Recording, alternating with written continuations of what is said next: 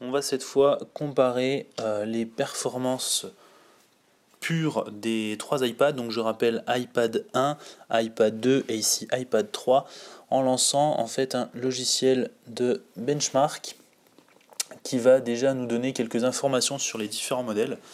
Donc comme on le voit ici, on a bien l'iPad 1 avec ses 90 mégas de mémoire, donc 85 utilisés alors qu'on n'a vraiment rien qui tourne, sous iOS 5.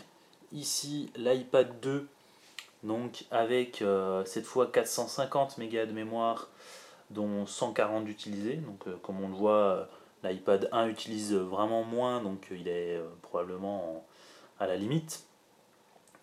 Et ici l'iPad 3 avec cette fois 950 mégas de mémoire, donc en fait 1 giga, avec 240 de libre, d'utilisé, pardon. Donc en fait plus on en a, plus on en utilise, hein. C'est un peu le principe de Windows aussi, de plus en plus. Alors en fait avec cette application on a plein de benchmarks, je vais pas tous les lancer là, mais je mettrai les chiffres sur mon blog, donc n'hésitez pas à vous connecter pour voilà, voir les chiffres et avoir vraiment les détails, mais en gros, sachez tout de même que l'iPad 1 est clairement derrière les deux autres.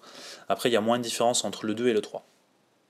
Alors, on va faire d'autres tests avec, par exemple, un logiciel de design d'intérieur qui s'appelle Home Design. Voilà, développé pour iPhone et iPad. Comme on le voit, la vitesse d'ouverture est assez similaire sur les trois iPads. Voilà.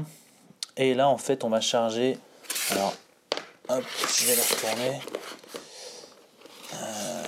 Voilà, donc je le rappelle, iPad 1, 2 et 3.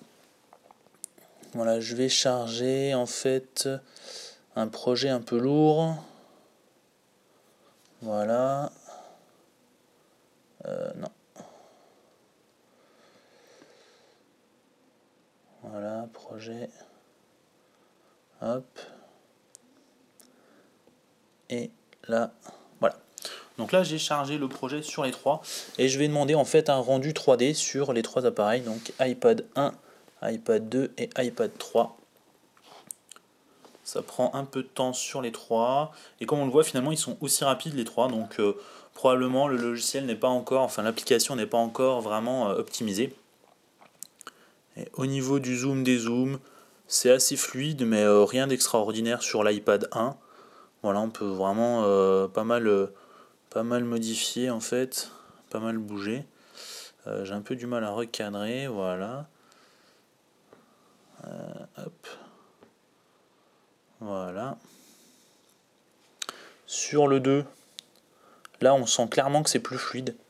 On sent qu'on fait les choses de manière plus simple, tout est beaucoup plus fluide, j'ai l'impression, entre ça et ça. Là on sent qu'il y a un temps de décalage, alors que là on l'a vraiment pas. Voilà. Et ensuite sur l'iPad 3, là c'est encore plus fluide. Sauf que je sais pas si on le verra en fait à l'image, c'est pas évident, mais on a en fait pas d'aliasing. En fait, si vous regardez sur l'iPad 1, ici ça doit être à peu près net. Ici vous avez en fait pas mal d'aliasing. Sur le 2, vous en avez aussi. Vous pouvez le voir là, par exemple, sur tout ce qui est oblique. Et en fait, sur le 3, on l'a beaucoup moins.